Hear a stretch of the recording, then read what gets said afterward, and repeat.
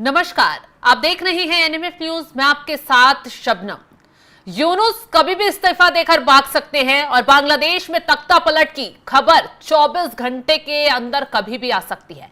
लेकिन आपको एक खास बात बता दें, बांग्लादेश में अचानक तख्ता पलट, यूनुस का यह कहना मुझे बंधक बना लिया है, मैं इस्तीफा देकर जाना चाहता हूं, ये कोई अभी नया नहीं हुआ है, बल्कि इसकी स्क्रिप्ट और यूनुस की तबाही का फैसला आज से ठीक 3 महीने पहले ले लिया गया था। क्योंकि इसके लिए मोदी और ट्रंप ने जो भूमिका निभाई और यूनुस ने जब आंख दिखाई तो मोदी ने कैसे मास्टर स्ट्रोक खेला, यूनुस के लिए वो मास्टर स्ट्रोक तबाही साबित हुआ।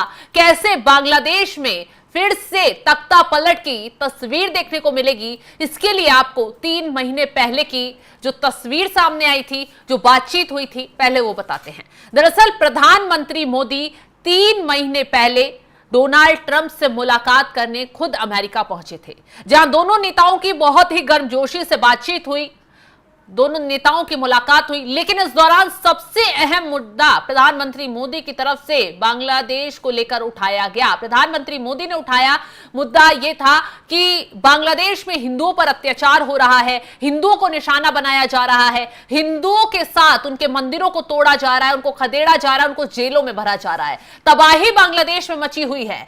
भारत की तरफ से चेतावनी लगातार बांग्लादेश को जारी की गई, लेकिन मोहम्मद यूनुस जो थे वो चीन के जाल में फंसकर, पाकिस्तान के जाल में फंसकर लगातार भारत से पंगे ले रहे थे। लगातार मोहम्मद यूनुस ने हिंदुओं पर अत्याचार कर भारत को आंख दिखाने की कोशिश की, लेकिन प्रधानमंत्री मोदी ने उसी दिन ठान लिया था कि अब मोहम्मद यूनुस की जो तबाही है वो आकर रहेगी।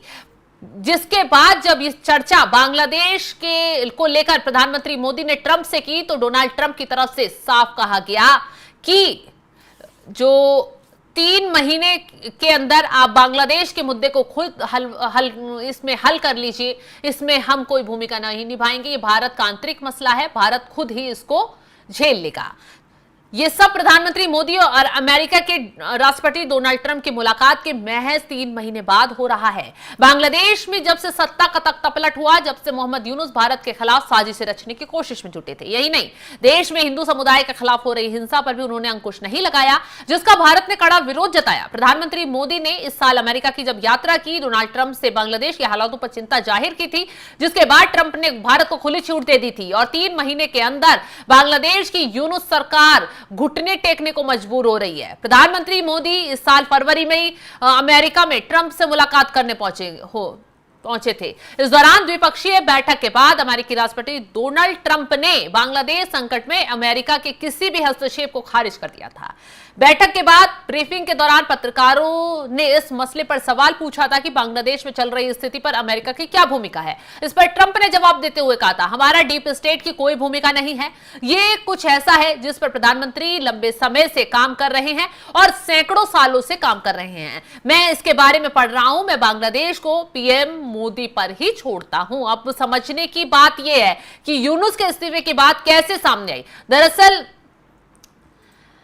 छात्र नेतृत्व वाली national citizen party CP party के प्रमुख निद इस्लाम ने कहा है कि हम जो है 22 मई से यूनुस के इस्तीफे की खबर सुन रहे हैं, इसलिए मैं उस मुद्दे पर चर्चा करने के लिए सर से मिलने गया। उन्होंने कहा वे इस बारे में सोच रहे हैं, उन्हें लगता है कि स्थिति ऐसी है कि वे काम नहीं कर सकते जब तक राजनीतिक दल एक आम सहमति पर नहीं पहुंच जाते, मैं काम नहीं कर पाऊंगा। मुख्य सलाहकार यूनुस ने कहा, उन्हें उम्मीद है कि राजनीतिक दल एकजुट होकर उनके साथ सहयोग करेंगे, उन्हें उम्मीद है हर कोई उनके साथ सहयोग करेगा। हालांकि एनसीपी नेता ने यह कहा कि अगर यूनुस अपना काम नहीं कर पाते हैं तो उनके रहने का कोई मतलब नहीं है। तो शेख हसीना को सत्ता की गद्दी से बेदखल करवाने में सेना की बड़ी भूमिका रही।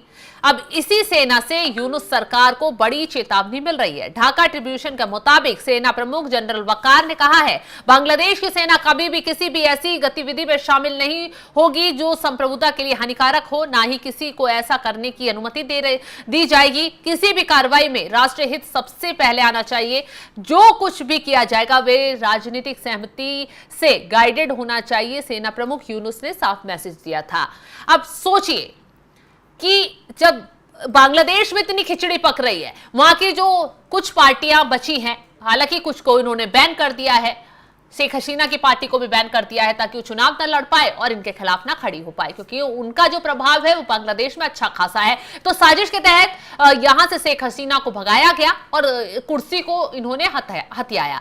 अब यही जो ट्रंप के सपोर्ट से यूनुस कुर्सी पर बैठे थे, उसी ट्रंप ने कैसे यूनुस को खदेड़ने का 3 महीने पहले प्लान सेट कर दिया था, ये अब तस्वीर साफ हो रही है। प्रधानमंत्री मोदी ने वो तारीख लिख दी थी कि बांग्लादेश कैसे यूनुस वहां से खदेड़े जाएंगे, कैसे वहां तबाही आ जाएगी। प्रधानमंत्री मोदी ने स्ट्रेटेजी आजमाई, बांग्लादेश से जब आंख दिखाई बांग्लादेश ने तो सारे व्यापार खत्म कर दिए, कैसे बांग्लादेश के जो पोर्ट थे वो सारे बंद कर दिए गए, भारत में आने के जो सारी कार्रवाई की गई, आर्थिक मोर्चे पर तो चोट दी ही गई, कानून व्यवस्था के मसले पर प्रधानमंत्री मोदी की तरफ से बांग्लादेश को पूरे अंतरराष्ट्रीय लेवल तक घेरा गया। यूनुस बेनकाब हुए और वहां की जनता को भी समझ आया कि यूनुस जो है सिर्फ अपने फायदे के लिए इस सत्ता पर बैठे हैं, अपने फायदे के लिए वो चीन और पाकिस्तान के साथ साथ अमेरिका से हाथ मिलाकर सिर्फ अपने आप को सत्ता पर लंबे समय तक काबिज रखने की कोशिश कर रहे हैं।